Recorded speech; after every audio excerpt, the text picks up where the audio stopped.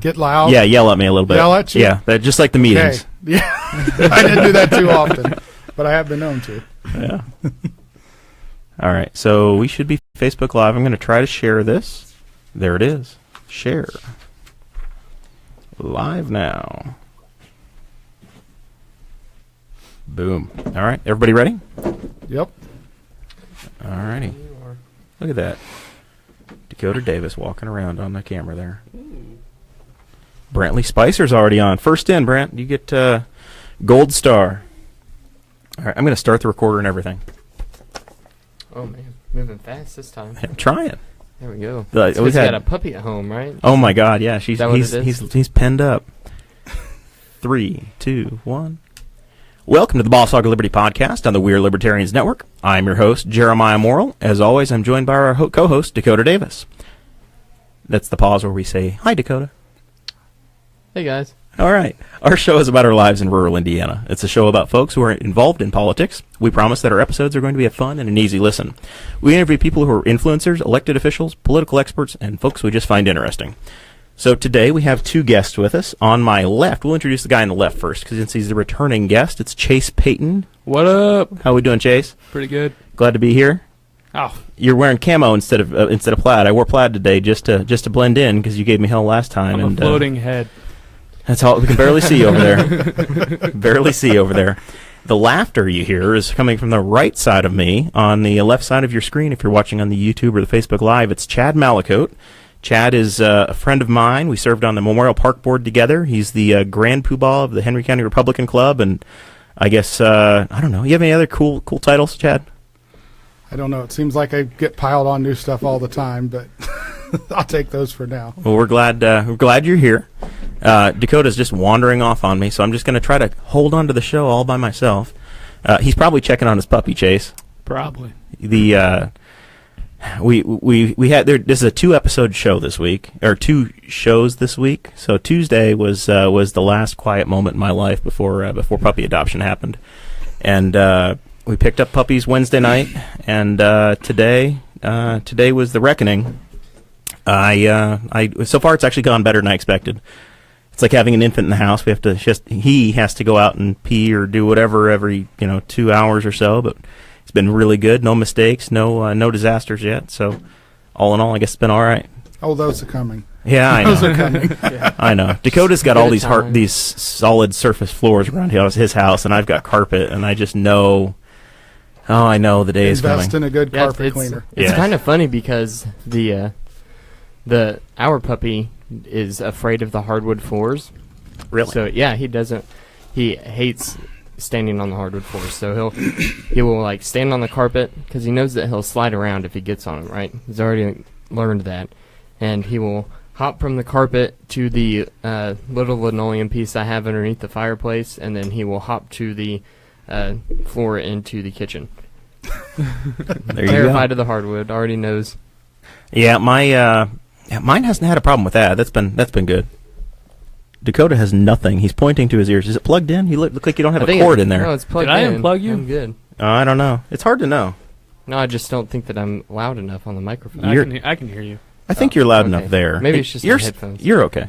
All right. If you feel good, I feel good. I was worried about Jeremiah. You were really nervous last time I saw you about the dog. I'm nervous about a lot of things nowadays.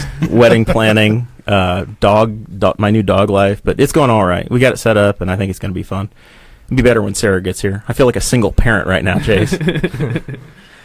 So, Chad, you've just recently gone through puppy stage again yourself, right? Yep. We got one about middle of January, about a 10-year-old hound mix, and it's been an interesting year. But she's almost out of that phase. 10-month-old or 10-year-old? She was 10 weeks old. All right. When we got her back in January. So yeah. So we've hit that year. She's smoothing out. Not tearing stuff up. I'm liking it. I told everybody that this show was going to be about politics, but really it's just a support group for me with the new dog. I like it. So thanks for coaching me through this, Chad. So, Who's going to do the Bob Barker line? Have your pets spayed have them spayed or neutered. Yeah. Yeah. Please have your pets spayed and neutered. By the way, I found out the Bark Park. Are you remember the Bark Park yet here in town? No, I have a yard for that. Well, it's a place to socialize. And I can walk them around Baker Park whenever I need to. The Bark Park is $50 a year if you live out in the county like Chad and I do, but if you live in the city, it's only $45 a year. Wow. Really? I get a $5 discount. You do. It's run by the animal shelter, so I learned that one today. Each additional dog is $10, and they have to have all their shots, and you can't have a intact male or female. How big? That's big is the dog point. park here? The Bark Park. It looked like it was 2 separate pens, so you could have dogs that know each other running together, or you can kind of have some privacy too. Okay. I don't know. It looked decent. We may join up there as long as Darren Jacobs doesn't prohibit it somehow. Darren just joined in, so we'll pick on him. Yeah, we have one down in Brookville where we stay, and it is. Let's see. It's a really big fenced-off area for the dogs to run, and we call it it's called the poop park down there, not the bark park. The poop park. And it's kind of funny because like other dogs, you take them on a walk, you carry your little poop bag with them, and they'll poop on the walk. Daisy, we've trained her to walk really well, so I think that she's got it in her head that like walking is like real serious business, right? So walking is for walking and walking only, so she won't stop to poop or pee or smell or anything whenever she's walking. She's got a mission. Yeah, she's focused with the blinders on. So you have to take her to the poop park to get her to poop and pee, which is kind of inconvenient because it's across the street. Because it's a hike. Yeah. Yeah. You have to take the golf cart there. You have to drive half a mile with your dog to go to the bathroom. So what do you guys name your dogs?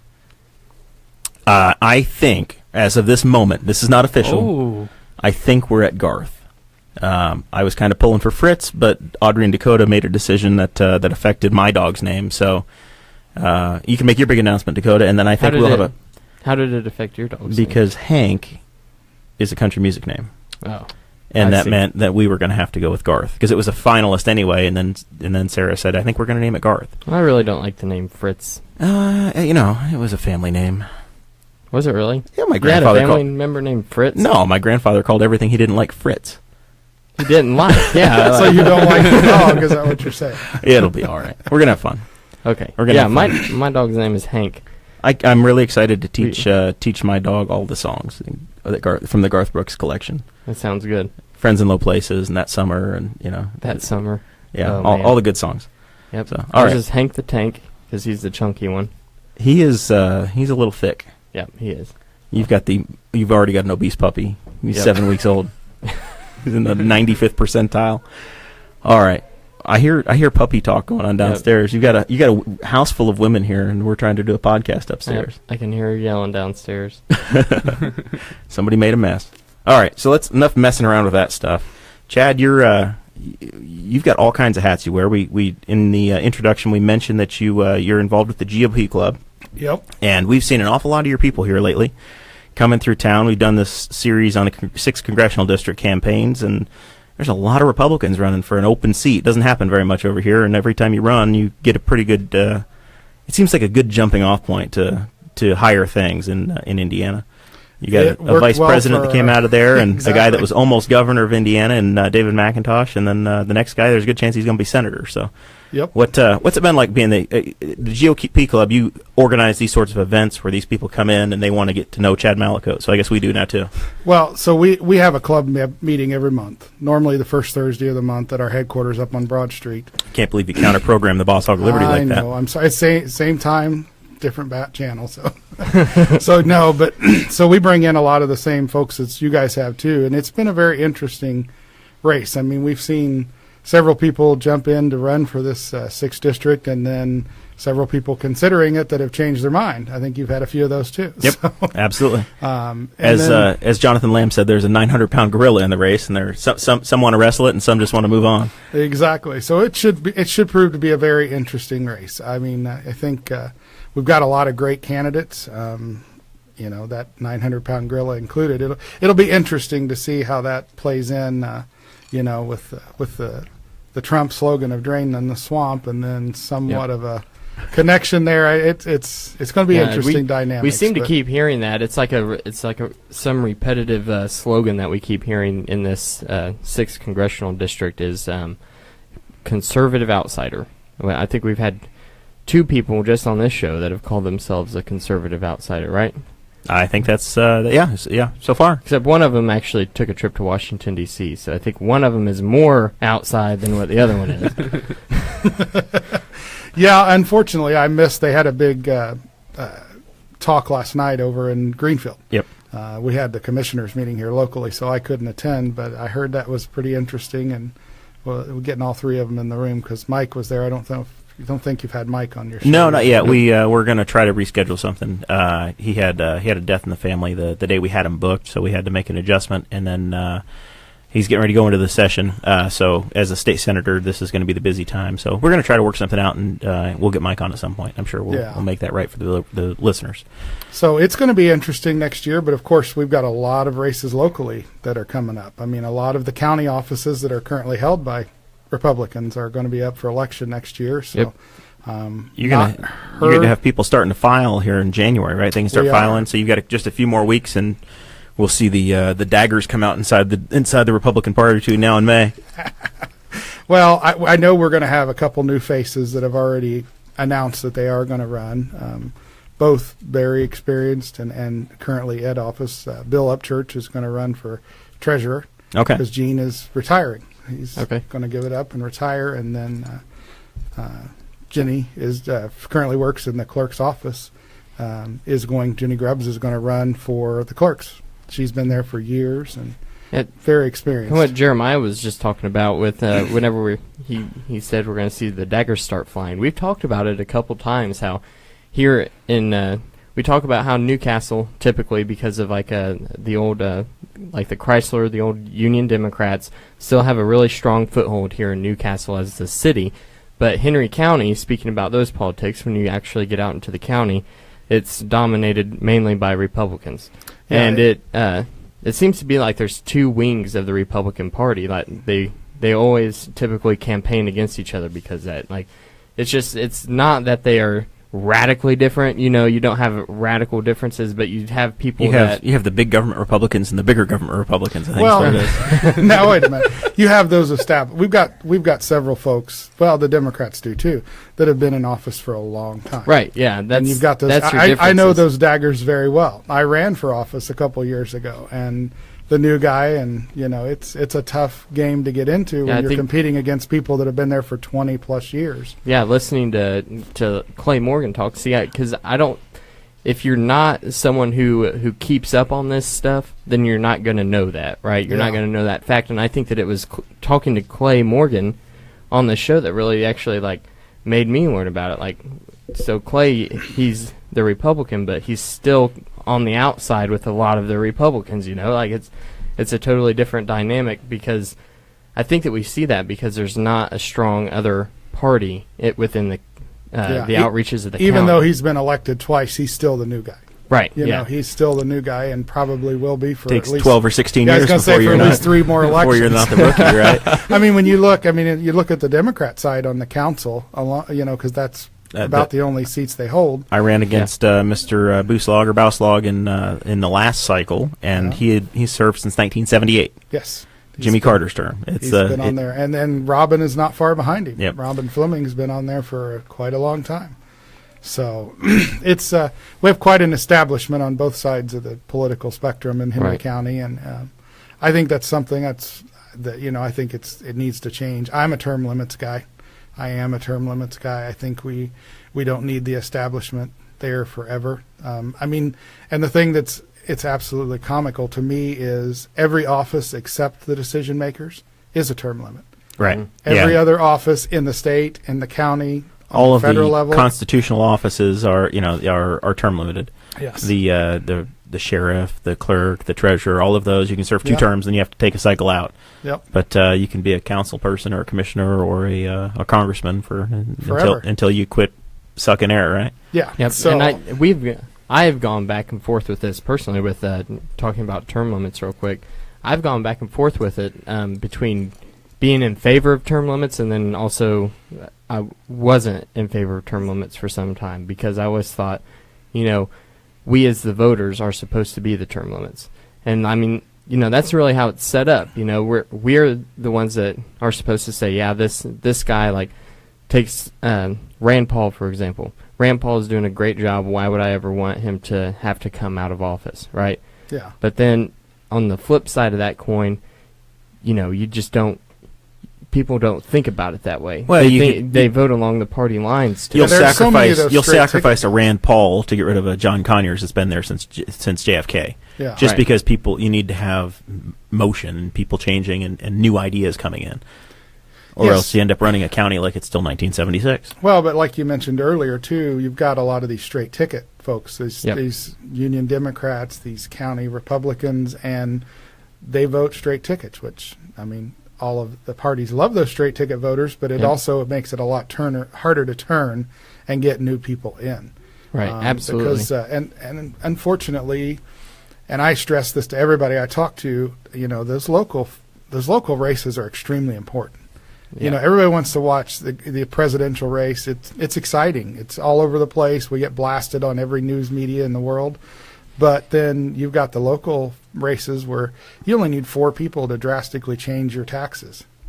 Yeah, absolutely. And you don't need that. That's what nobody thinks about your city council, your city clerk. You don't think about the school board. Nobody thinks about those types of things. But these are the people who have a real strong impact on your day-to-day lives. And It was either county or the city of Bloomington. Either Monroe County or Bloomington last night passed a 1% food and beverage tax. They just raised their taxes by a 1-vote margin last night. Yeah, it only takes 4 people. And it's hard. People don't believe you, but it is. It takes 4 people. It takes hundreds to do it on the state and national level, but it takes 4 people here locally. This county has raised taxes 4 times in the last 18 months. And Wow. they've had more than 4 people vote yes, but they've raised taxes 4 times in the last 18 months. And that's not counting some other ones that could have almost been included. That were close. So the GOP club, you're the president of that, I guess, and you said you're almost term limited on that. Yes, again, we've got term limits in that. We can only hold 2 terms. What's the difference in a GOP, like a GOP club, versus the Republican Party? What's the help people that don't know the difference? What do they mean? The GOP club is a support arm for the party. We are the door knockers, the phone callers. We also hold some events to raise funds for local candidates. So we help the local candidates. We also bring in a lot of folks to have meetings and educate the local. We've had the state party chairs. We had, at the time, candidate Holcomb here. So we bring in a lot of interest, but we also get into local. We've had, the Downtown Revitalization Group has come in and spoke. We've had Corey Murphy from the EDC to come in and speak. So we try to educate folks on local events. So we're an educational tool as well as a support arm for the party. The party still oversees all of the state functions, the county-wide functions and all those. But getting on ballots and all of those sorts of things. But you're a booster organization, essentially. Yeah, we're a booster organization. Okay. So as the president of that booster organization, when you have these guys coming through town, like, the Senate candidates, are they asking for Chad Malicoat's endorsement like they would a county chairman's endorsement? Have you signed up? Are you on any teams yet? Absolutely. They all take pictures with me like it means anything. But, no. And I try to stay very neutral.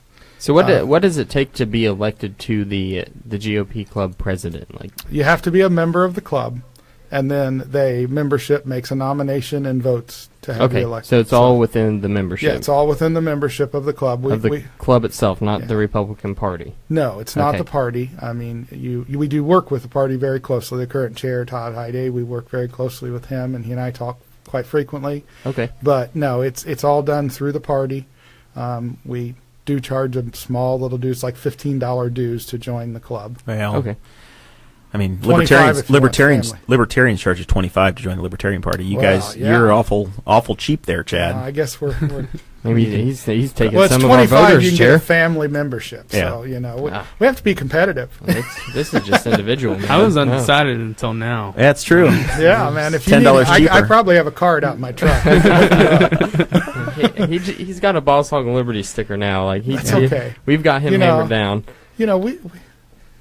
At the end of the day, it's pretty. There's my Republican Party and the Libertarians are very similar in a lot of areas. We're the establishment folks. the rhino types. I Yep. would not say the same. They but, always say somebody else is a rhino. You notice that? Oh yeah, Somebody else is always the rhino. Hey, Yep. well, Just like there's two conservative outsiders. I doubt there are too many people who would call me a rhino. I know. So, I'm just like, no, you're here, so we're going to pick on you. That's all. That's great. I love it. But no, so the club is very interesting. It's a lot of fun. We do the Christmas parties, the cookouts, that kind of stuff. Everybody, I'm sure you guys have probably seen or came to we sell our brats on the courthouse square. Yep. We get about Yep. 400 people there. I mean, so we get around and we. Do you have to pay the county for that privilege to be on the courthouse square? Or how's that work? No. It's public space, so It's you're just public like, you won't space, get run off. Well, that's, it's public space. We don't get run off, and actually most of those decision makers help us set the tents and stuff up. So it's good to be in the group. Who's your replacement? Who's the We incoming president? It's an open election held in January. There Oh, you go. so you So- think you're done. Well, I am done by term limits. So, and Unless honestly, they amend the rules on the floor to keep you. they could. I mean, they could do that, but I'm going to. I'm endorsing that right now. Chad Okay. for life. Well, I'm hoping to Forward. move on to help some candidates next year, especially those new ones I was talking about. And to do that, to be the club president, you really have to stay kind of neutral in a primary elections. Are you filing for anything? Not as of now. Not as of this moment. Still lots So, of time. So You know? Mike Broyles, he asked on our live stream about windmills at Memorial Park, and the reason he would be asking about that is because you were recently appointed the park board president, correct? Yep. I'm park board president emeritus now, and Chad is the he's got the official hat now. He's Passed the baton. he's got it. You know, I say we put windmills up at Memorial Park. We put a hydroelectric generating station there in the little tiny pond. Just Hey. bulldoze the golf course, put the generating station there. We don't I have think a it would golf work. course anymore. That's private property. Oh, it is now. Yeah, that's not ours. What a shame. We can't even do anything. Well, and that South 90 is not the parks really on paper, so that would be about the only place for windmills. So, I'm not sure we got the space. Well, you know what? You just, with all the political power. Although I would love to have all those funds that are here supposedly come from it. I'm sure that might help the parks all the, budget. all the political power you have, you can get that residency abatement just knocked down. Like, just get rid of that. Put the windmills up so close to where they're just barely missing each other when they turn. Right? just barely. As long as Just they're barely. turning. I think that would go over really smoothly with the citizens of the county. I'd have to see the financials before I could get behind it. Chad is. I will say after working with Chad on the board, he's definitely the most financially astute of the group and understands the numbers and what the park is facing and what the county's facing from your run at county council. You definitely had dug in and we're up to speed. So when you jumped onto the park board in this last year or two, you were ready. You were ready to start right from the beginning. It's a confusing nightmare, to put it lightly. I mean, it's the parks budget is submitted, but then it's completely controlled by the state. Right. So we have this is a county park, and it's a county park board It's a county park. for one park. Yes, for Right. one park. So you'll hear, you look at stuff in the newspaper. If you follow our local newspaper, there's people, they use the term park board all the time, and it's half the time they're talking about Memorial Park Board, and half the time they're talking about the Newcastle City Parks, or they're talking about something else. So your budget process is set up where the park board asks for a certain amount of, they project a year, and then it gets submitted to the state, like you said. Yeah, it gets submitted to the council first to review, and then from the council submits it to the state, and then once it comes back, we'll see what happens. I mean, the Umball report that was done here a while back, About 2 years ago now. year and a half, 2 years ago, shows that we're going to drastically be cut over the next few years. We've been very fortunate that the commissioners have stepped in and taken over some of the Bills. Obligations, some So insurance to cushion, and other yeah, things. to cushion some of those cuts that they've done for us. They've been very helpful in picking that up because, as someone who travels frequently, people don't understand because they've lived here forever how fortunate we are to have a park to this caliber. Even though the buildings are starting to get run down, the ponds need drained. I mean, most counties, if they have a park, it's nothing more than a courthouse square type thing. A county park of that size is unheard of, especially around here, in Indiana. Like, it's, if you go to tourist places, places that attract a lot of tourism, like Florida, like the the Keys or in Hawaii where we were, a county like that, a county can afford to have that type of a park because it attracts a bunch of tourists. Every year people go on vacation, and they might just be driving by, but they'll stop and look at a museum. They'll stop and look at, something, and they get a lot of revenue from that. It's not all taxpayer funded, and I think that's what a lot of people are missing whenever we talk about the finances of Memorial Park Board, or the Memorial Park, because it is pretty much just basically just taxpayer funded. Like you don't have a lot of fundraising opportunities here. Well, and we can't. Right. By law, we can't fundraise. We can't take in funds. That's why this new organization, the Friends of the Park, was formed, so they can fundraise and help support the park on the back end. But because the park is a government entity, I can't solicit a donation from anyone. If somebody rents from the park or buys firewood or uses a shelter, or you've got, when trees were sold a few years ago, that money goes into the park, and then certain amounts are able to be spent, and certain go back into the general fund. Well, it actually all goes back to the general fund. It just matters how much the commissioner or the council is able to give back to us. Okay. That's the thing. So we could, but people can do direct donations. We've had several of those. Folks who've wanted to build shelters, that's why shelters are named after people. Some of them paid to have those built. Okay. We've had different gazebos and things like that families have donated in memory of a loved one who passed or what have you. And so we've had that kind of stuff. Or people in the past have paid for different things. So, we can take direct donation, but to go out and fundraise and solicit, that's not something we can do. But, we run a park, 300-plus acres, depending on how many you really count, because the park also includes the soccer fields, the baseball diamonds. The park maintains all that. We even mow around the areas that are currently being leased out by farmers. Those grassy areas have to be mowed by the park. So there's a lot more that the park staff does than you just see in the actual park. Right. Yeah. There's a lot. I mean, it's a huge place. It's just, you drive through Memorial Park, if you just take like a little stroll through there, you don't really think about the expanse of it, all the ground that it covers. It's quite large whenever you dig into it. There are 2 or 3 key signature items inside of the park, or signature areas. You have a shelter house that I know is on the agenda to have upgrades and trying to make some improvements there. There's the W.G. Smith building, which is set for some improvements based on some food and beverage money that was set up for the county, and the sale of the golf course. And then there's a very special monument as well. So I guess I want to get into all 3 of those and talk about the upgrades and what's going on now, because it's been an interesting process here in the last year. We've been working with the Hope Initiative and developing a plan for ways to, not to save the park, but to make improvements going into the next 100 years. We're coming up on the 100-year anniversary of Memorial Park now. Yeah, back at the first of the year, we were actually put everything on hold. When you were on the board, we had started a process with an outside company, Steel Corps, to manage a project to completely retrofit and upgrade the Smith building. That all got put on hold by the commissioners with some concerns and some different things. The council, even prior to that, had put in this a bond to raise some funds for us on top of that. So what ended up happening out of the Hope Initiative process study was that the park will take over for the Smith building and all that. The 4-H folks, they're separated into a new project that they are starting, which I know you're very well versed on. And that's actually where the bond ended up going, was to the 4-H. With the vote that was done back in June. New 4-H Expo Center is going to be located just to the west of the Henry County Saddle Club, inside of the park footprint. Yes. So we've started the process now. I'll start with the big shelter house. It's a gorgeous facility. Most people have been there at some point in their life. It's been there forever. It's been there for decades. They used to hold school dances and everything in there.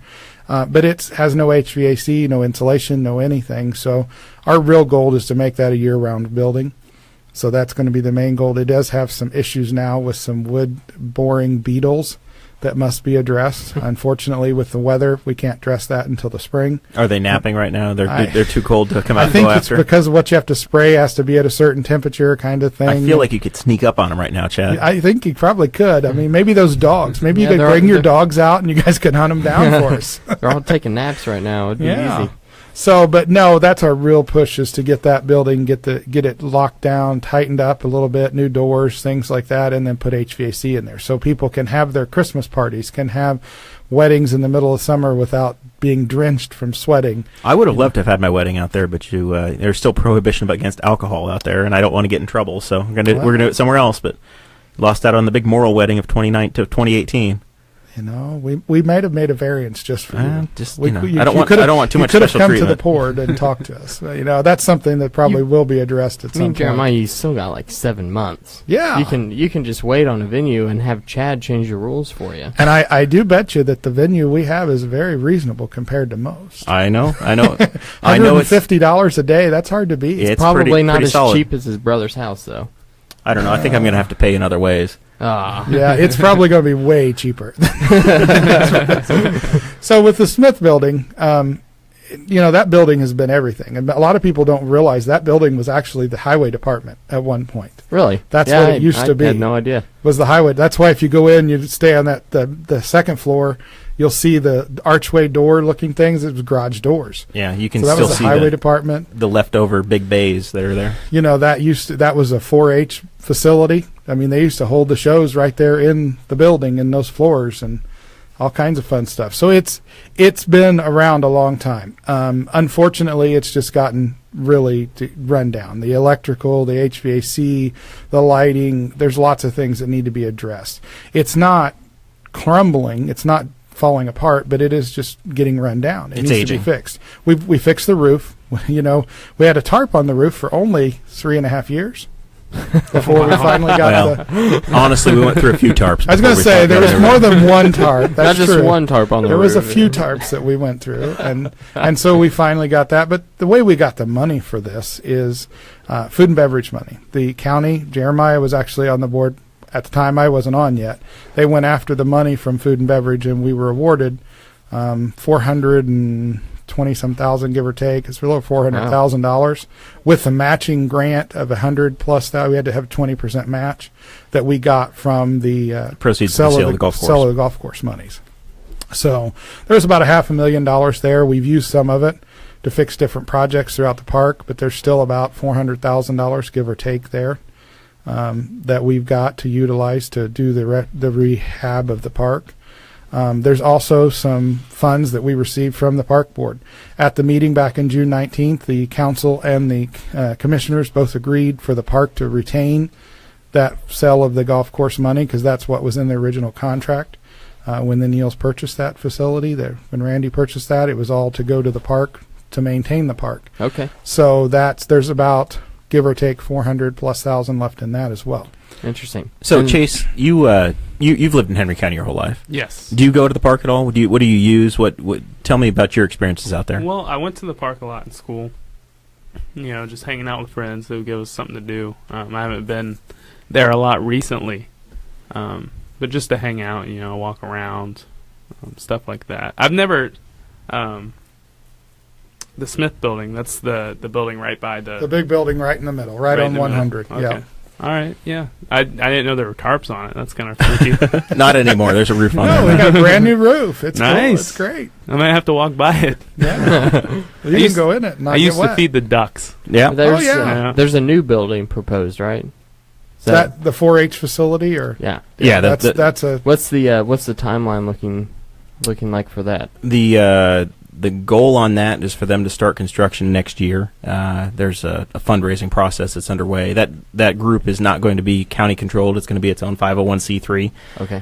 So that's not Chad's group necessarily. That's the 4-H Expo Center board that's just now been formed, and they're working on their 501c3 and developing. We're just their fundraising. supportive of each other. That's our role. Our role is not any direct oversight or anything. We support. We did offer our vote on that. That monies that was from the bond, which was about $1.2 million. The board voted unanimously back when Jeremiah was on there to gift that over to them without any problems. So that group is going to be a lot like the Saddle Club in their organization, where they're an independent 501c3 that peacefully exists within the confines of the park, but doesn't they don't report to each other necessarily. No. The goal is just to be good neighbors. So going back to the Smith Building, you upstairs you're renovating, and then downstairs and outside the current plan, as I understand it, is to convert the basement into because the whole park is a memorial park. It's going to be an interactive memorial or museum with displays set up and something to honor veterans. Because right now when you go into the Smith Building, there's a small case that has the USS Hyman and some other trophies or memorabilia. Yeah, there's some memorabilia. It's basically there, to expand that into the basement. It's very minimal. We're going to take the entire bottom floor. There are currently, we haven't settled on exactly who's going to oversee the museum portion of it, but it'll be an independent organization that will take care of that, but we'll provide the space for them. They are telling me that they've gotten offers of all kinds of amazing. I mean, someone offered their father's World War I uniforms and different memorabilia like that. There's all kinds of. We've had artists that have come forward and willing to paint and spend time, and it will be a really interesting place. It's a memorial park. A lot of people just say that and don't even know what it means. We have quite a number of monuments all over the park for just about every campaign that this country's been in, starting with the Doughboy from World War I we have at the park. So it's a really interesting way to just walk around and take in a lot of history. And then we're going to bring this museum to really focal point right in the middle of the park at the Smith Building to offer some of those things really we can't put outside, like, a uniform. Yeah. So we'll have that. Obviously, the Doughboy has been a hot topic right now. Doughboy is the shorthand. It's the spirit of the American Doughboy, and it was it's supposed to represent what World War I soldiers were called. Right. Yeah. Doughboys. The Doughboy statue is a nationwide type monument. Like there were a bunch of these made. They were mass produced in the 1920s and the 1930s to memorialize World War I veterans, because America was just coming out of that conflict, right? We'd been out of it for a little while, but we were still memorializing the veterans, just like we always do with veterans of wars that we're involved in. So Newcastle, or Henry County, Indiana, got the Doughboy statue. It was in 1925, correct? 29, I believe. 29. 88 years. It's been on the site for 88 years. It may have been 25 when they knew they were getting one. That's very possible. It was dedicated and put in there in Memorial Park, and they went kind of traditional. A lot of them were placed in woods, on mounds, or on boulders, on things. I think that I read today that the Smithsonian said that there was 159 of them placed in counties across the United States. But there was over 1,000 when they were originally commissioned. Surviving are, I think, the numbers that it's hard to get an exact number, but surviving still displayed is just 120-ish, right? Kind of. There's another one in Indiana down in Owen County on the Courthouse Square. I've seen that one with my own eyes. And I think that Monticello, Kentucky maybe has one. I think so. And then there are some other more famous ones. Chicago, Illinois. There was one in Lincoln Park that's gone now. But that was, as we've read recently, I guess the one in Henry County was kind of modeled after that one. But I looked for it. I was in Lincoln Park pretty recently and looked around, and it's not there anymore. It's been gone since the 40s. Yeah, it's been gone a long time. Yeah. So the Doughboy, the original plan after was to refurbish him, which is exactly what's happening now. He is currently up in Michigan. He is being completely refurbished. He's been through quite a bit in 88 years. He's been through a lot of weather. He's been through a lot of idiot kids who vandalize him and steal things and break things off and do those things. So we've had a lot of different things like that have happened over the years. The rifle was taken for several decades before it was recovered. And then it was not recovered with the bayonet. What happened to the rifle? Someone sawed it off and took it home. Kept it as a souvenir. Really? I didn't know that. I don't know. How did they get it back? I don't know the exact story, to be honest with you. I think it was it finally got... Somebody finally grew up. It reappeared mysteriously after 20-plus years. Wow. I don't know if it's true or not, but I heard it was hanging by a wire or something. I don't know. I think it was on a post. It was on a post? concrete slab, and then there's a post that comes up through the feet. Oh, you mean the statue the itself design. or the rifle? The rifle. The rifle was actually our park superintendent, Lori Davis, had it reattached Okay. a few years ago because it did not get back on the statue until a few years ago, and so she had it reattached, and it was actually welded to it, soldered to it, so it was on there permanently, but Can't it was just still cut not. a wire now, Chase. Yeah, it wasn't just some chicken wire out there that wrapped around it, but no. So, but right now he's up in Michigan. He's going to be completely refurbished and come back looking phenomenal. Yep. So what I have here, I pulled this from just a Wikipedia article. This little, you can see on your show notes, the little paragraph in italics, and it talking about the spirit of the American Doughboy. It says it was installed in cemeteries, town squares, parks, outside museums, on courthouse lawns, and countless other places. The design is said to be the most viewed example of outdoor statuary in the U.S. after the Statue of Liberty. Like, it's a big thing, you know. Well, this Doughboy is. I guess most people don't even know. Like, and you know, that brings up a good point, because with all the stuff that's come up about this, I've been asking a lot of people. For those who don't know what we're talking about, This would be a good one to ask Chase. Chase, where's the Doughboy? I did not know where the Doughboy was. And I even had to look it up. I Googled it once I knew we were going to talk about it. So I Googled it. I wasn't sure what it looked like exactly. So I when I heard dough, I started thinking donuts, and I got hungry. I'm still a little hungry. I want some thinking Pillsbury. There is a Doughboy, Pillsbury Doughboy picture out there. But right no, now. I didn't know where it was located at all. Yeah. So no, he is located on 3 Okay. at the very far north end of the park, very close to the maintenance building and the superintendent's home.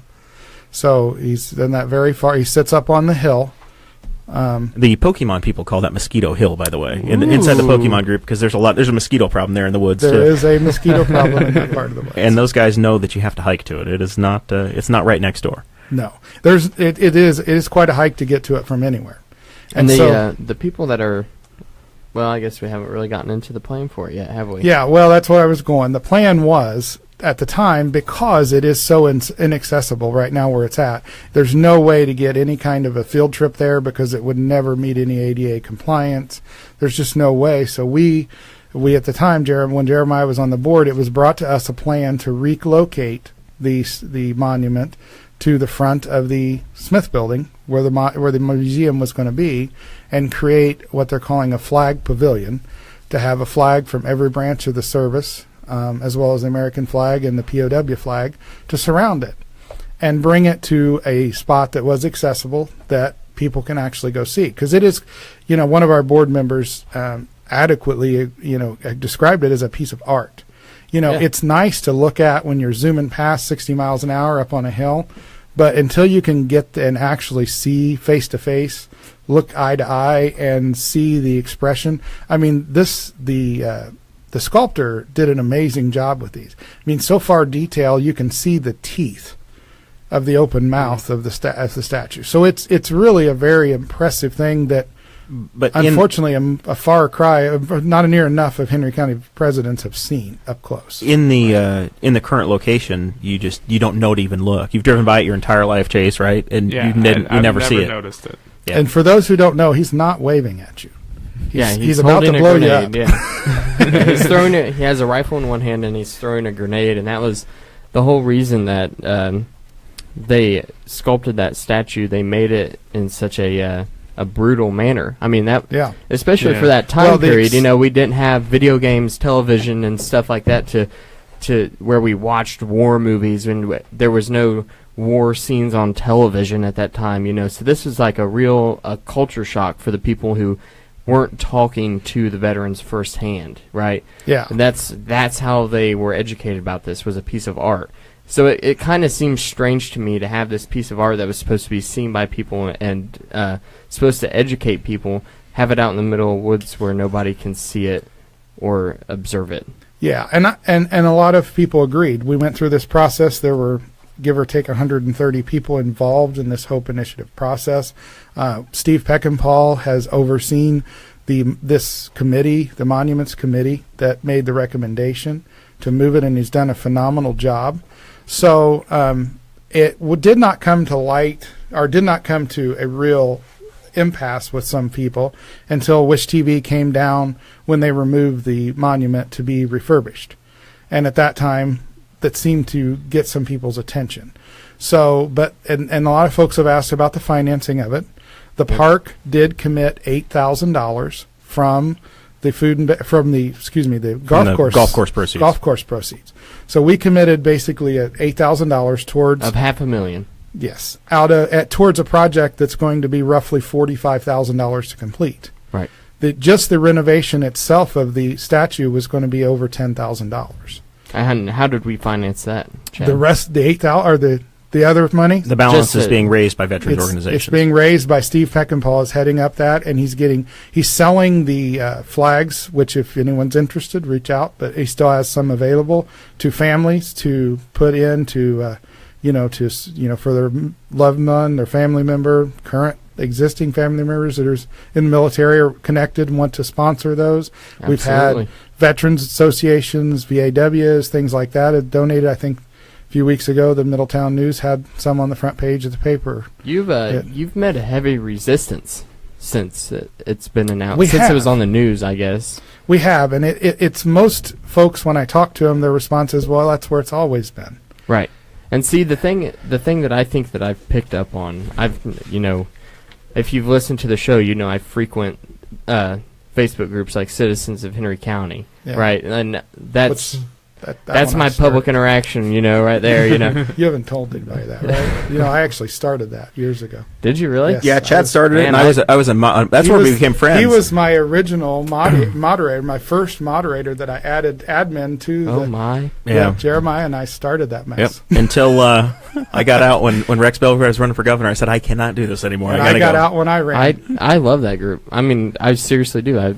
I love that group. It gets a lot of opinions for stuff that we do on this show, and talking about the Doughboy, I think that I've ran across a little bit of a pattern in the people that are for moving the Doughboy and the people who are against moving the Doughboy. And I pointed this out talking to some people that that aren't in agreement with the current plan, but I think that it's more of a generational gap. Okay.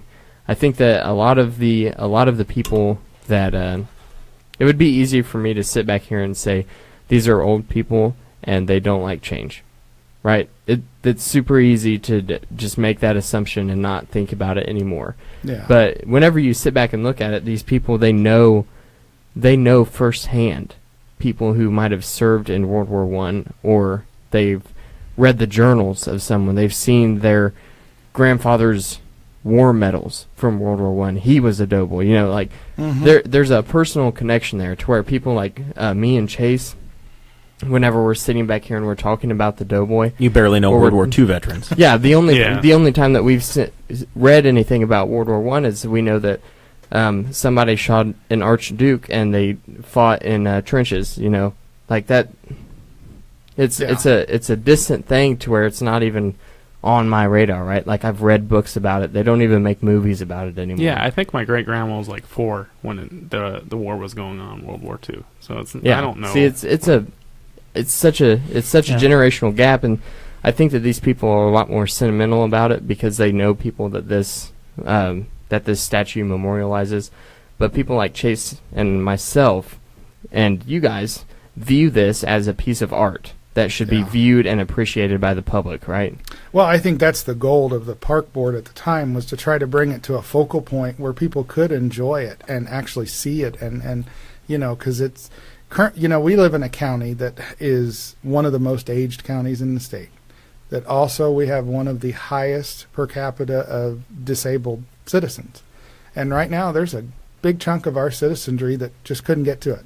Right. I mean, it's not easy to hike up there to find the place to start with, and then there are so few folks that have just never known it existed, like yourself, myself, yeah. That have just didn't even know anything about it. And if it was sitting right in front of the Smith Building and 100, where people drive within feet of it often.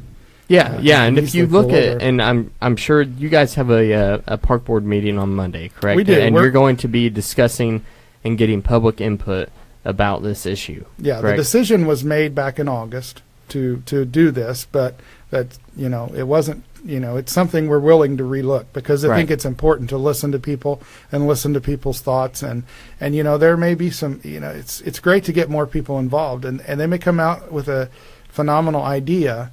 But I think the real goal we're trying to achieve is just make the Doughboy accessible to Right. everybody. I would totally agree with that. And are you guys going to have any kind of imagery up of what it's supposed to look like whenever it's finished? There is an image that was published with flagpoles. It was a quick one thrown together that unfortunately does show it right in the middle of a parking lot, which is kind of a statement I've taken a little bit of offense to, because it is going to be in the middle of a flag pavilion. It's going to look very similar to what you would see like when the one you saw down in Owen County's Courthouse Square, like the Civil War soldier on our courthouse square. It's going to be something very similar to that kind of thing. It's not like you're going to pull up and park right next to it. Yeah. So it is a current parking lot area. I've heard that a lot too. It's not going in. They're just parking putting it lot. in the middle of a parking lot. It's going into a rebuild. I saw that image, and I compared it to some of the others that I saw online, and it looks really nice. Yeah, so there is an image that is being put together now that gives a better depiction of exactly what they'll see with the flags and awesome. The some stones. Are you prepared for a barrage of people that are going to be wearing bracelets that say our Doughboy"? Say our Doughboy. I saw that on Facebook. I think that's a very, very misleading statement, because I agree. I'd wear one of those bracelets because we are saving the Doughboy. Well, we're already doing that. That's a very important If we point, didn't do Chad. anything with it, it would. If this process hadn't started, coming out of the Hope process, that Doughboy would continue to sit on the same spot and be in decay and wouldn't be in Michigan right now getting rehabbed. Yeah, it probably had a decade or two, maybe tops, before it would have just disintegrated to the point of no return. And so that's where we were at. I mean, like I said, there's only roughly 12-15% of these things left after 80 plus years. And so, if people want to come and participate and voice their opinion in favor of moving it towards the Smith Building or reinstalling it at the previous location, they come to the Park Board meeting on Monday at 7 o'clock at the Smith Building? We're going to have a Park Board meeting. We're going to hold the meeting at the end of our regular meeting. We're going to try to have a pretty short regular meeting because we're expecting some comment. We're going to do it very similar to the meetings that the commissioners have held, where everybody wants to speak, signs in, they get a few minutes to make their point, and then once everybody goes through their points, then the Park Board will be open to make their comments or make any motions that any of the members of the board might be interested in making. But like I say, right now the decision has already been voted on, but we could amend that vote. Okay. And this is one of those things. I know I personally am in favor of moving the Doughboy, okay? But I also believe that everybody needs to have their voice heard. So I would call out to the people that we have listened to this, the 500 people that are going to hear us just tonight, that if you live within the county, and you have a strong opinion about this, or maybe it just doesn't bother you, but if you have an opinion about this, then you need to say something. You can't just get on Facebook and then complain about it later after the thing that you didn't like got done, right? Yeah. You have Absolutely. I've encouraged everybody to come. We want to hear from everyone. Everyone's opinion matters. I mean, it's unfortunately you can't make everybody happy at the end of the day, because this is something that's full of passion. If you saw Travis's article in the paper, we had a couple get pretty aggressive last time. I mean, there's a lot of strong opinions. I have to separate a couple guys in a meeting. First Park Board meeting, I've had to do that. I ran things with a tighter ship than I'm telling you you, did, Chad. maybe you were just more intimidating or something. I don't know what it was, but no. So there's a lot of strong feelings, but we also live in a world of facts, and that's what we have. People are passionate about this thing, but we also have to understand there's reasoning behind the decisions that were made, and we have to try to accommodate those reasoning to make it accessible. And hopefully somebody's got a great idea out there that works, that's differently than what we're considering now. And, absolutely. All right. Well, I look forward to hearing what comes out of that meeting on Monday. I'm going to be out of town. Oh. But I think Dakota's going to go and cover on behalf of Boss Hog Liberty. I'm going to try to make it. I'll bring I'll make sure your name's on the list. My staple leather-bound notebook that I take. He can have my 3 minutes also. Okay. Yeah. All right. I get 6 minutes. There we go. There you go. He's deferring his 3 minutes. I yield my time to the gentleman from north of Q Avenue. I might show up. Chase, will you go with me? I'll go with you. We'll go to Okay. B-Dubs afterwards and grab a beer. Okay. It almost Alright. sounds like bribery. You can also have my 3 minutes. Oh Up wow! to 9. All right. 9 minutes. There you go. Maybe the president will throw me 1 minute so I can have an even 10.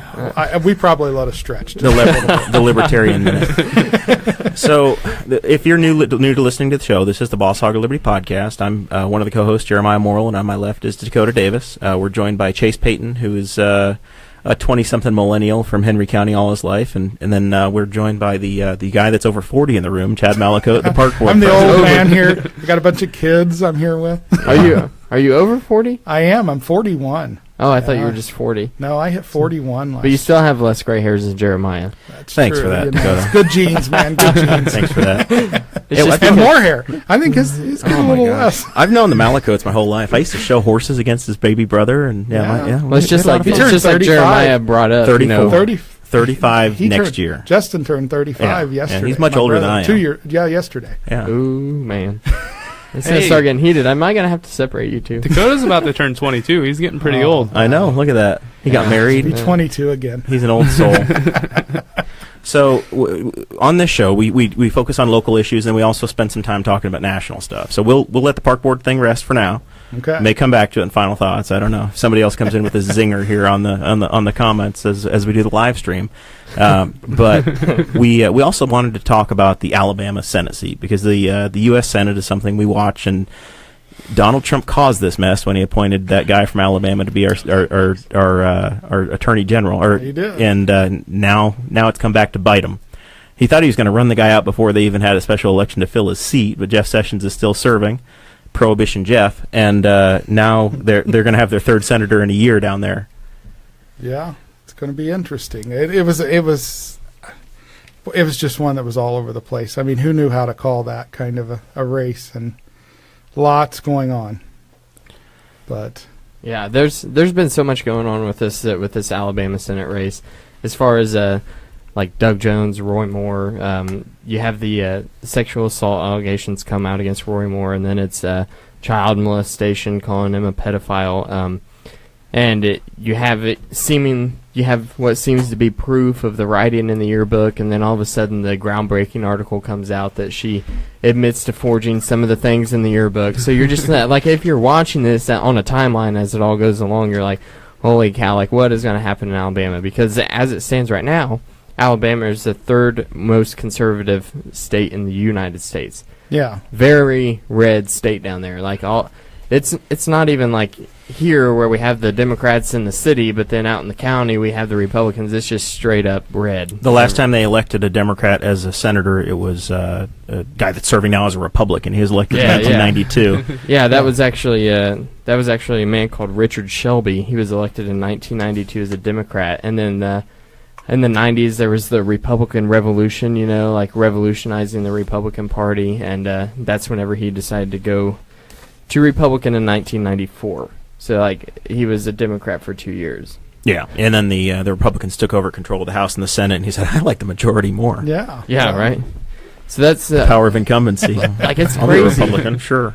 Like this whole Alabama race has been just a wild ride, and I'm not going to sit here and say that Roy Moore was guilty and that he's a pedophile and a child molester. I'm not going to sit here and say that because we don't know. Right? He probably was, though. I mean, we can. Probably. It's. I'm not going to say that. I mean, it's so hard to look. Look at this. It is. I mean, that's how do you prove a negative? I mean, Because I would certainly like to have my mind made up for me that he definitely was a child molester, and I lean towards more the women who. If he wasn't a who make molester, he those was certainly a claims. child dater. Yeah, that was. He tried.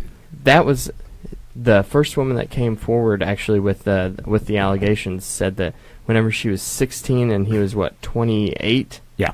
they were dating, and that's whenever it all got crazy, and you had people in the media that were like, well, back then, any parent should have been honored that their 16-year-old daughter was dating a lawyer, and I'm like, holy cow, or like. Chad, tell us about the 70s. We missed it. The thing that was I only most saw 4 of them. 4 years of that stuff. the thing that was most shocking to me about this entire race was the response from establishment Republicans. Like it was mind numbingly stupid, the remarks that you got, right? It was so much defense of, and it wasn't even like, well, these allegations are just BS. It was making excuses as to, well, maybe there was he a lot did it, that came out on both sides of that. There were a lot of yeah. them that came out and wanted to vilify him right away. But, it's 40 years ago. There was the timing. It's one of those timing things. That I don't know. I wasn't there. Can't tell you. I think that but anybody can say anything. Yeah. So whenever and that's the we hard part. decided that we wanted to do this on the show, that's what all this talking that we're doing right now was what my original thought was. Right. That's what I thought we were going to talk about for the remaining 30 minutes that we have. Right. And then I started looking into like the demographics of this vote, and if you, like on your show notes, this week actually has 2 pages. Yeah, you've expanded beyond our wildest dreams, Dakota. Yeah, it was impressive. I had to do the show astounding. notes myself for Tuesday's show because you went crazy. And it was. So I will say, as you guys are kind of reviewing this, this is my plea for ballot access, and for God's sake, please make it easier to get people on the ballot.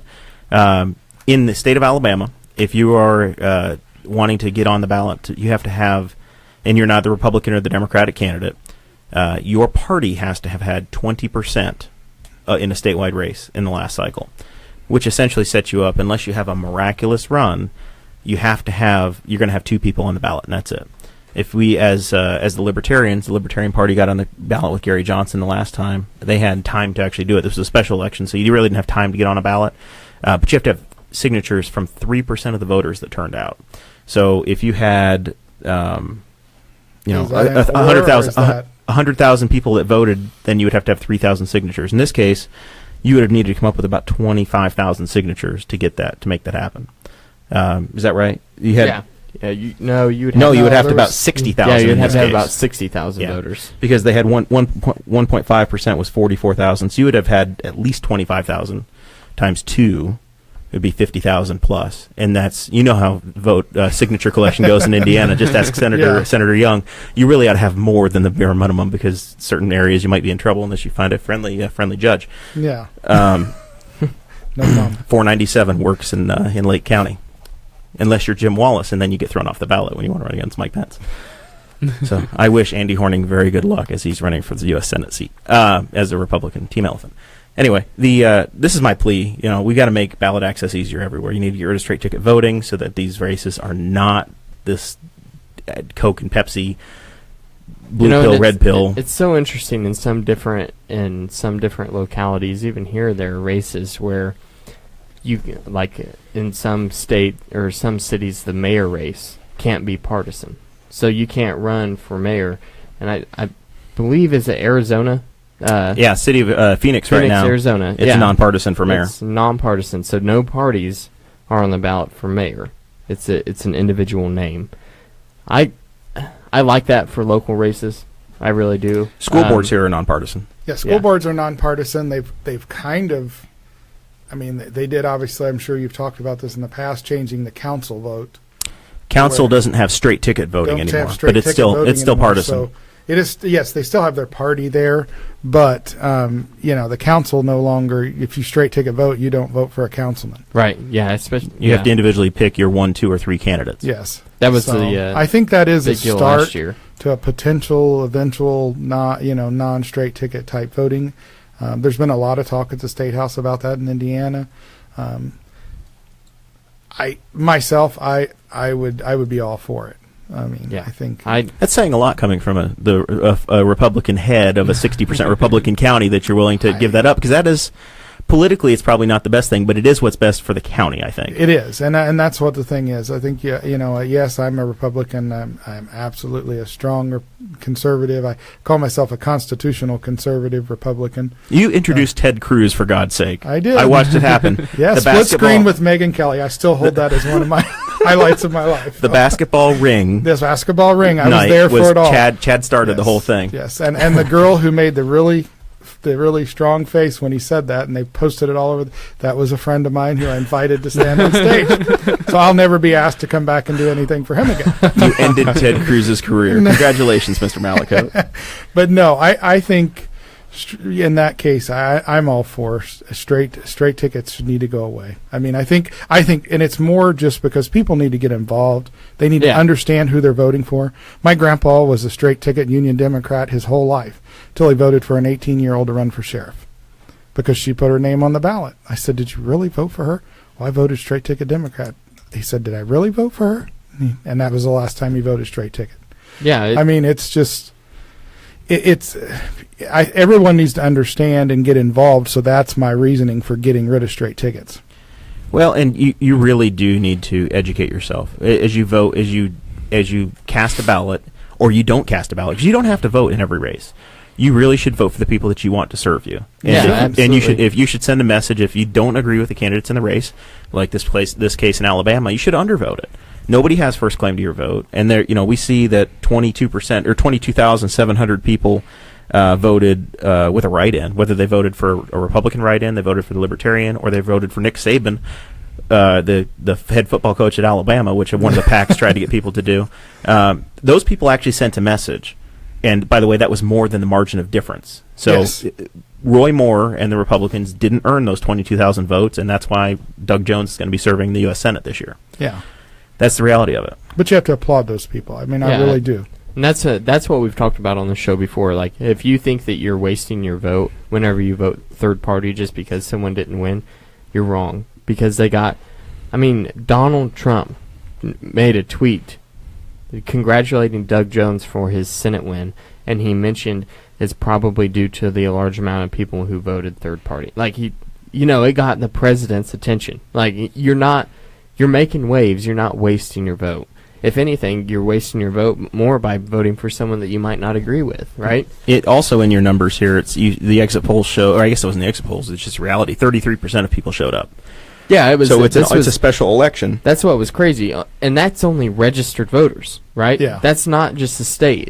33% of registered voters in Alabama actually voted in this election. And you look at the numbers, like Doug Jones, he had 49.9% of the vote, which was 670,551 people. Just about, yeah. Yeah. Roy Moore had 649,240 people. And then you had the 22,777 that voted for the other candidate. Basically, the population of Newcastle is all that shifted that race. Yeah. You picture that. That's the amount of people it would take. Is the city of Newcastle, Indiana, roughly. But I wanted to bring up, it's like the size of Indianapolis that voted. Yeah. Yeah. In the entire state. And Birmingham's a huge city. It absolutely. So that's what blows my mind more than anything. The little amount of people that actually voted in this Senate race, especially with all the national media attention that it garnered. I thought for sure it would have been a lot more than that. So we have been saying that Doug Jones is going to be seated. However, Roy Moore hasn't quit yet. He has not. He rode out of the polls on his horse, and he's finally made it to town and got a newspaper. And it says that he's about 1.5% out, or just 1.7 off, somewhere at 1.7, 1.8. But they're waiting on military ballots to come back. So he's hoping that the military, which probably will tend to give him an advantage, is going to close the gap down to 1.5. He can pay for a recount. Is that right, Dakota? Yes, he can pay for a recount at 1.5. And then at 0.5, at 0.5%, it's an automatic recount at that the taxpayers will pay for. Correct. So I guess their Secretary of State probably can't certify yet. But where it is now, like he basically said that he's not going to agree with these results, right? So what happens at that point is that the Moore campaign actually has to pay for this recount out of pocket. Yep. So he's got to pay for all of it, and he will not be reimbursed unless the recount shows that he wins. Which is just crazy for me because that's actually like a really big margin that he lost by if you're considering it. The 1.4%, like, I mean, you're pretty sure at that point you're talking 50-some thousand people, you know. You don't just miss that. We had a town council candidate as a libertarian we had a candidate that lost by like 7 or 8 votes in southern Indiana last year, and we reached into our pockets as a state party and came up with about $3,000 or $4,000 to pay for her recount. For one town, for a 7-vote deal that we probably knew wasn't going to turn out in our favor, but it was just to support our candidate. if they're truly going to sit there and pay for a recount across the entire state, when they're down by 20,000 votes, that's fool's gold. The guy, they just need to move on. Because the seat's up again in 2 years, right? I think Sessions was at the end of his term nearly. Mm-hmm. So and now the next focus should really be, I guess they're gonna have a special election in Minnesota if Al Franken ever quits. When he does, I don't know. Is he going to quit the day before he terms up? Could be. He says he's going out. So the governor has appointed his lieutenant governor. Yeah. Whenever he quits, that she will fill him, just like is it Luther Strange has been serving since Sessions left in Alabama. Mm-hmm. It's like the year of 3 popes, the year of 3 senators for that state. So Strange is there. He lost the primary, a very close primary. He lost to Mo Brooks, not Mel Brooks. Mel Brooks would have probably won if he had run for senator from Alabama. Mel Brooks would have won. But Mo Brooks and Luther Strange split, and that's what allowed Moore to win. Yeah. So I guess you're going to have the same kind of thing happen. You'll have a special election in Minnesota. Yep. Minnesota has had a guy named Tim Pawlenty was elected governor as a Republican. We'll see if there are any child molesters in that race. We'll cover it on the Boss Hog of Liberty if there are. But Michelle Bachmann is another big Minnesota Republican name that we've seen. So I think they have some people that could raise money. And once again, when you only have one seat open, one race at a time, the Republicans won Ted Kennedy's seat with Scott Brown 6 years ago or 7 years ago. So it's entirely possible that this 51-49 thing could go back to 52-48 again. Exactly, and we're getting really tight there. So I'm sure that the national folks, you'll have those donations fly in from all over the country to support those races, and this one was no different. He had support from all over the country. The vice president has already had to do, I think, 5 tiebreakers. I saw that in the paper today. Yeah. And he's probably on track to have to do the most tie-breaking votes of any vice president in modern history. He actually canceled his trip to Israel. He was supposed to go to Israel today or tomorrow, and he canceled it because he's expecting to have to break a tie on this. Potentially, will have to break a tie on this tax bill. The tax bill, yeah. So I'm guessing you're supporting that, Chad. I am. Yeah. I am supporting the tax bill. I checked it today for Audrey and I think it'll end up saving us about $1,400 a year. Yeah. Oh wow. That's the Senate plan. But you must be in the elite then. Because I heard the middle class. I heard the middle class. It was going to hurt everybody. Yeah. Oh yeah. So you must. We're very elite. Very white collar here. That's with one college student and a guy in the second year of his career. You've got to be really pulling bank. Yeah.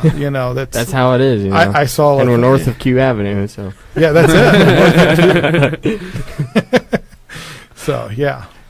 He's in West Belmont. Should we start calling it that now? West Belmont. West Belmont. Hey, he's got his own studio room. He does. I mean, this is an impressive room. The first to look at it, I got to say, I'm impressed. This is probably the #1 podcast studio in all of Henry County. Yeah. And I would honestly, I've been in WMDH's studios. I'll take ours. I was going to say, I might even stretch to East Central Indiana, man. I think you got it going on here. Is that a new cake poster?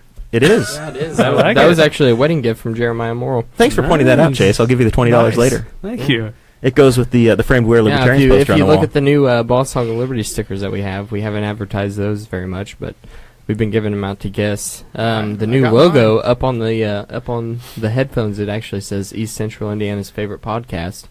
So we're also Indiana's #1 tractor podcast. Yeah, that is for the ententire state. Yes, so. we get a lot of combine tweets. And Snapchats, but now that the fields are done, people are putting the equipment away for the year. We're in the lean times right now. We don't get nearly as many tractor tweets. I'm hoping snowplow season picks it up for us. I'm not wanting snow. With this surgery coming up, I don't want to mess with snow. Oh, man, if you're means, you're not shoveling your own driveway anyway. Yeah, I got the snowblower. This year. I got the 30-inch snowblower, man. Man. Yeah. I haven't had to touch it since I moved to the new house. Now we know who the elite is. Yeah. Oh man, I'm pretty sure the planning commission is going to hear his application for a heated driveway soon. Yeah, he's going to need a variance for that. Sure. I'll put it in the new 400 amp service. Right. Are you on the REMC or the other service? I am. I'm an REMC. Shannon would probably love that. Yeah. Yeah, they would probably love it. Supporting the locals. Yeah. So I want to get into these demographics real quick. All right, you do it. I want to start reading these numbers off for people who care about this because for me it's really interesting. All right, now if you're driving, I want you to focus right now and not veer off the road as you're getting the numbers. Just hang tight, 'Cause take you're a gonna sip hear of coffee, and here we go. You're going to hear a lot of them. So these demographics I actually pulled off of the Washington Post, and they had it in a nice graph format, but that I couldn't copy the picture and put it on the Word document, unfortunately. So we just got the numbers written down. So for this is based off of sex and ethnicity. So between white men were 35% of the voters that turned out for this Alabama Senate election. 26% of those voted for Doug Jones and 2% voted for the third-party candidate, while 72% of white males, 35% of the voters, voted for Roy Moore. White women were 31% of the voters. So right there, already you have the white demographic as 66% of the vote totals, right? Which is actually kind of low for Well, they still have a poll tax in Alabama, right? a poll tax. Yeah. I guess that went away some time ago. I think it did. Okay. Those are Jim Crow laws. Yeah. I don't know if you're old enough to remember those. Maybe Maybe Chad is. Yeah. Around the 70s, back when you were allowed to date teenagers. Yeah. Yeah. So white women were 31% of the voters. 34% of those voted for Doug Jones. 2% voted for the third party or an other candidate, and then 63% voted for Roy Moore. So there's 10% of a difference there just between the white men and the white women. I'm honestly surprised he still pulled 63% of women of any category. Oh yeah, Yeah, absolutely. I'm shocked that he did. And then Welcome to Alabama. Yeah. And then black men. So of African American men, that was 11% of the voters, which is pretty high for a place like Alabama, especially. And 93% of black males voted for Doug Jones. Only 1% voted for a write-in candidate or a third party, and 6% voted for Roy Moore, which we've seen kind of a trend where African Americans will typically vote for Democrats because typically African Americans live in more urban areas, and urban areas just they typically lean to the left, like they're more blue on the map whenever you look at urban places. And then here's where it gets pretty interesting, because African American women, black women, were 17% of the vote, which is huge. Which is like in places like Indianapolis, you have the African American women are typically 6% of the voters. So like 17% is a big deal. Like whenever you look at these, whenever you think about the numbers and you think, oh, okay, well, what does that mean? It takes some thought. You really have to start thinking about it, because that's a big deal. It's showing that people are starting to pay attention, right? So people aren't. Maybe they're just watching the news more. Maybe they're just looking at their Facebook posts, things that their friends share on Facebook. But whatever it is, like, people are turning out to the polls more, right? So 17% of women were black, or of voters were black women, and 11% were black men. So there's a 6% spread. Yeah. Do you think it's because of of people that are incarcerated? I honestly, that's where I would go first. Is that the policies that they've had in Alabama? It could be, yeah, because have caused people to not be there. Absolutely, and like one of the things is, and like, you had a 4% spread where there were 4% more white men that were voters versus white women. It's at the point where we're a bunch of white guys sitting around a table talking about this, right? And we're sitting here and we're talking about black women and black men voters, and we brought up the incarceration rates, okay? And it's easy for us to say, well, just look at the statistics. Black men commit more crimes, right? And statistically speaking, that is absolutely correct. But we pass more laws that create crimes. Exactly. That's the thing that has to happen. Each law that you pass creates a criminal. Every time that you pass an ordinance on a city council, you're creating a criminal. And a lot of the times it is geared towards people in urban communities, right?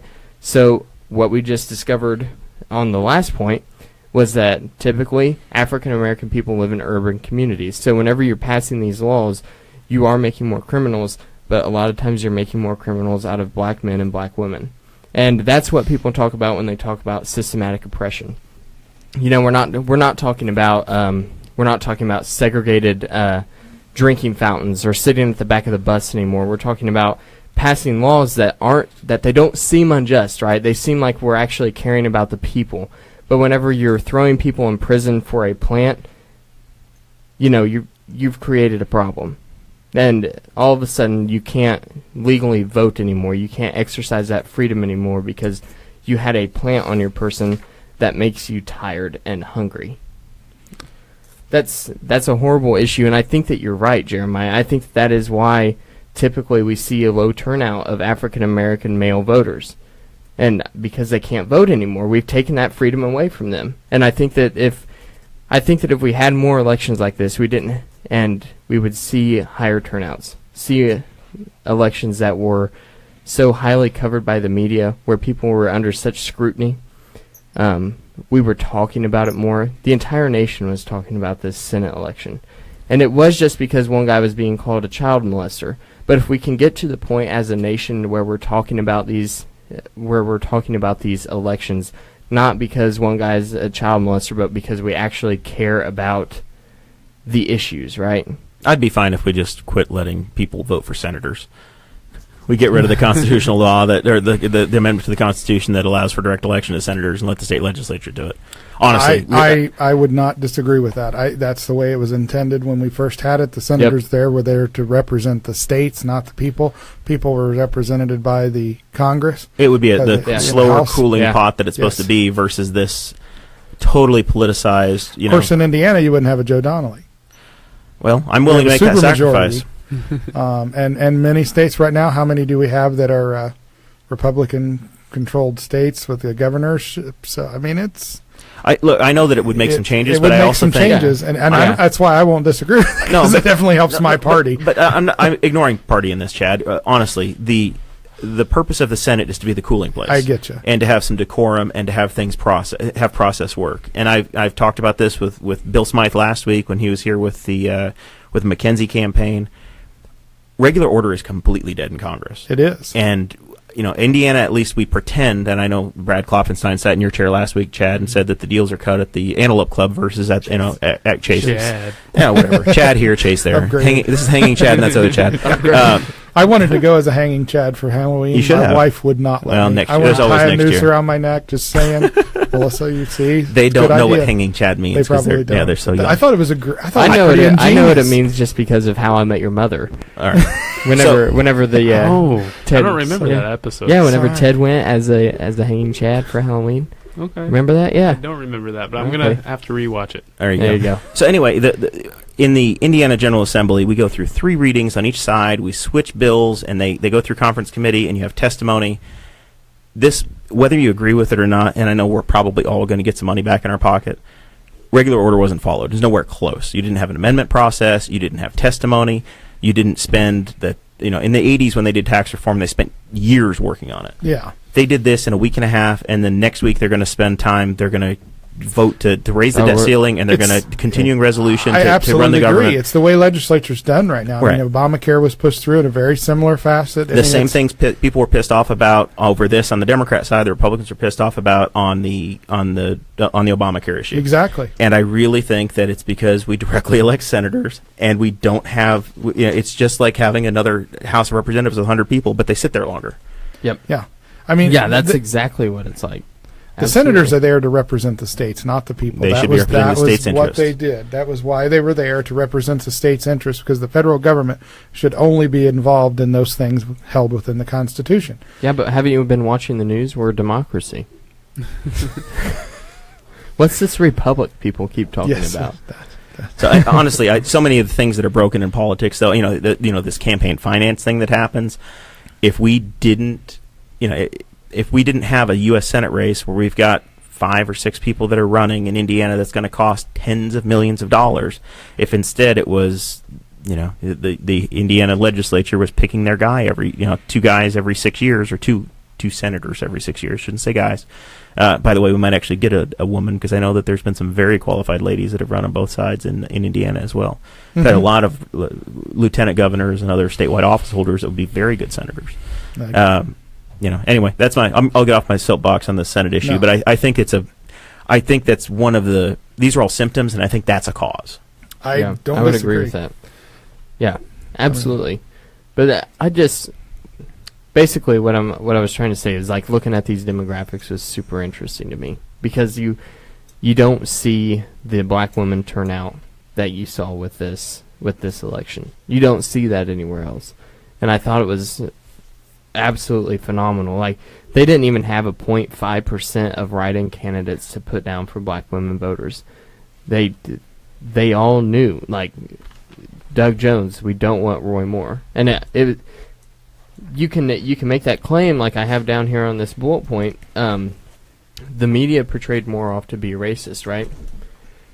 And he made a lot of questionable statements. Like we saw his campaign. He can't be a racist because his lawyer was a Jew.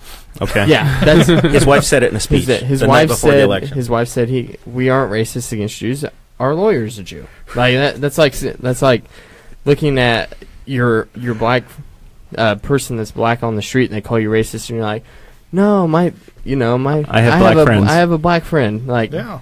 yeah, that's usually not what your response should be. Like, I think that Chappelle Show actually did a skit on that about like, oh, my second cousin's boyfriend's brother is black, so I can't be racist. Yeah. Yeah. And I hope the Republican Party does a lot like Rand Paul tried to when he was running for president in 2016 and actually goes out and tries to make an effort in those communities, because I think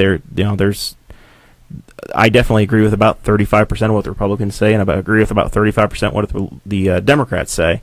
There are things that your platform has that would actually be very good for all communities, but. The messaging and getting there and actually making an attempt to reach out, I think, is what has to happen. Yeah, and I think that's one of the big things like that Ben Shapiro and Milo Yiannopoulos talk about is it's like the old Union Democrats, right? People vote this way, and the right is just as bad. The redneck South is just as bad about voting Republican as what African American voters are about voting Democrat. Nobody wants to vote differently. My daddy voted this way. I'm going to vote this way, right? Mm-hmm. So that's people get stuck in this pattern and are afraid to deviate from it. But you listen to these college speakers like Ben Shapiro talk, and it's like, why don't you try something different? Obviously, the guy that you've been voting for the past 40 years as a family isn't working for you anymore. Try something different this time. Well, and I think that's where a lot of folks are trying to do that, to get to these grassroots and get to some of the things that are happening. But it's tough to beat the media too, like you said on here. I mean, 'cause sometimes in these races, it's kind of like, have you tried creating your own media empire? Because it's worked for us. that it could be an interesting idea. Maybe I need to. I have an extra room in the house here. No, I mean it is. The media has taken everything and controls so much of the rhetoric on TV, on broadcast, on print, what's still left out there, and it's we have to. It's hard to fight against some of those things. You heard it all the time with this election, especially from the right. Well, the media won this election. The media won. The media is why Roy Moore didn't win. Well, you heard it all the time, and it might be true. That's why the media is the most influential player in any election anymore. Yeah, I mean, Trump's election is a perfect example of that. Melissa Malicoat says, "No, I don't think so." So it's been crushed already. Your dream of having a home studio, it's done. I apologize. We'll talk about that later. There you go. He still has hope in his life. I have a big office up in Delville. We got 6,500 square feet, green screen upstairs. There we go. Yeah, we can make it happen. I was really pulling for Nick Saban. I thought he was going to do better. Everything he's done for Alabama, but the Miami voters, Miami hates him. Be curious just to find out what number he get. We'll have to find that out. We'll have to see what all the write-ins, if they report them. In Indiana, if you're not an official write-in candidate, they won't report. They won't report your number. Only if you were an official candidate. So we'll have to see. Time will tell. Man, I'm reading through these show notes, and I'm pretty sure that we've already covered all of them. We're there, man. So it's that time for final thoughts. Chad, what do you want to plug? Membership? You trying to recruit candidates? You want people to show up and support or speak their mind on Monday night? How do people follow you? All those good things. I want people to show up on Monday, speak their mind about the the issues at the park, the Doughboy especially. And I won't plug me or any candidate. Just get involved. Get involved, get educated, understand what's going on in your life, because it does make a big difference. Local is important. That's what I try to tell everybody. Get involved locally, because it can drastically change your life with just 4 people. How do people follow you? Do you email, Facebook? What's the best way to follow email. I think I still have my political Facebook thing up. So for a possible future something. You never know. I still have my account open. I still have to file my CFA. How much money we got in there? I think it's got like $180 in it. It's rocking right now. Rolling deep. Yeah, I tell you that it's a lot. I'm open to donations. There we go. All right. Well, thank you, Chad, for being here. Hey, I appreciate the invite. It was exciting, and I had a lot of fun. I don't think we ruined your political career today, so I don't think so. We might have made a little dent in it, but we can smooth that out. That'll buff out. Yeah. Chase, man, the returning veteran. I know. What? How do people follow you? You got any final thoughts in the conversation tonight, or things we missed out on? I heard before we started that you voted. Turn your mic in here. Oh, there we go. I'm sorry. Can you hear me better now? I can. Yeah. Okay. I heard before we started that you either voted or you were a big part of wanting to move the statue, the Doughboy statue. Yeah. So I was serving on the park board at the time, and I was one of the votes. I think it was a unanimous vote to go ahead and move forward with the plan that was put forward by Mr. Peckinpah.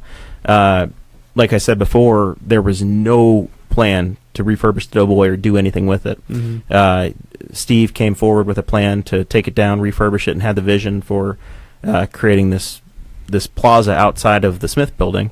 So yeah, I fully supported that. Otherwise, it was just going to sit there and decay. May I add that in the entire the several months long process, there was 0 opposition to the plan. Okay. Yeah. I was just going to say, like, the Save the Doughboy the wristbands, I want one. So if you guys are pissed at Jeremiah, I have his address. So if you want to go to his house and beat him up or like protest outside or something, I'll give it to you if you hit me up. Most of the county knows where I live. You don't have mine, right? I don't have yours. You can find it. Just Google. Yeah, if I find his, I want a T-shirt for his. Well, very good. Chase, how do they follow you? Just on Facebook, Chase Peyton. Snapchat, it's Bro Montana 95. That's about it. I don't ever post anything, so just don't follow me. You really like.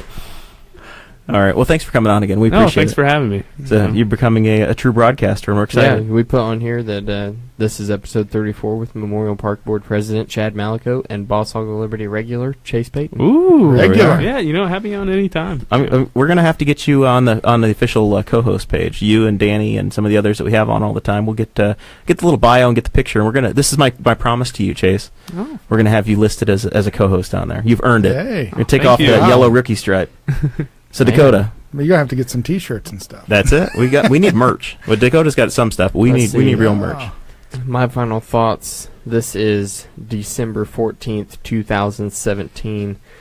It is 8:43 p.m. Eastern Time, and I would like to say that net neutrality has died.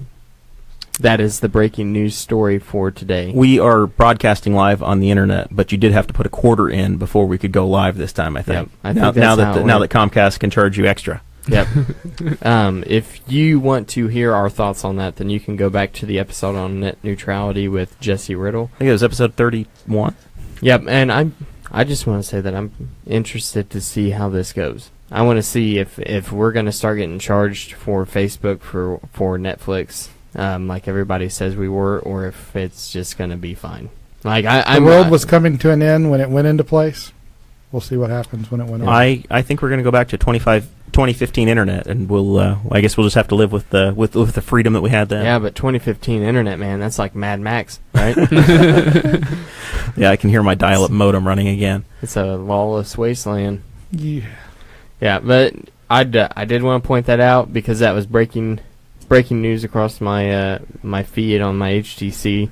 Was telling me that the FCC did vote to overturn all of the Obama-era regulations with net neutrality. So wanted to throw that in here so that I can at least put the hashtag on whenever I put up the YouTube video. So Atokad Savad on the Twitter. It's at Atokad Savad, which is Dakota Davis spelled backwards. That is on the Twitter. I don't really post on Twitter very much, but I do post and share things and share and make dank memes on Facebook, and you can follow me there, which is just Dakota Davis, and it's a picture of Audrey and myself as my Facebook profile picture. So appreciate you joining us again. 34 episodes in a row together. I think we're starting to get pretty good at this. Yeah. More forced friendship. Joining us again. I am us. I even let Dakota do the introduction on one of the previous shows, on the Smythe episode, I think. Let him. Of course, we did this one, and he walks away as soon as we get started, so whatever. Yeah. The final thoughts for me, real quick. Breaking news, the Courier-Times, our local paper here, published that the city of Newcastle is suing the opioid manufacturers for our epidemic. I know a number of other communities have done that. I think they're suing the wrong group. I think they probably ought to sue the legislature that's has been advancing policies of prohibition against alcohol and marijuana and cannabis and CBD oil. Yeah. I think if they deal with that people. issue, you might have a little bit better results. Yeah. So I know that's on the agenda, and we're expecting to have some changes. But so funny. Most people around here think that if you're in favor of cannabis, then you must be a dopehead. No. No. I get drug tested by the state for my CDL license. I am not going to take the risk of smoking any weed. I just think that an adult should have the freedom to do as he pleases with his own body. All right, we'll leave it at that. We'll watch that story, keep an eye on it, but look for that in the paper tomorrow. You can follow me at Jeremiah Morrell on Twitter. As always, appreciate you listening. Look us up on the YouTube. On the YouTube. I'm old, Chad. on the YouTube, it's on the line. Like and subscribe on there. We need to get to that 100 subscribers, and of course, the way the show gets into your feed is by liking and sharing the page. So when you get this video in your feed, like it, share it, subscribe to the podcast, and you can rate us 5 stars in iTunes too if you like it. And if you don't, just leave it alone. We'll catch you all next time.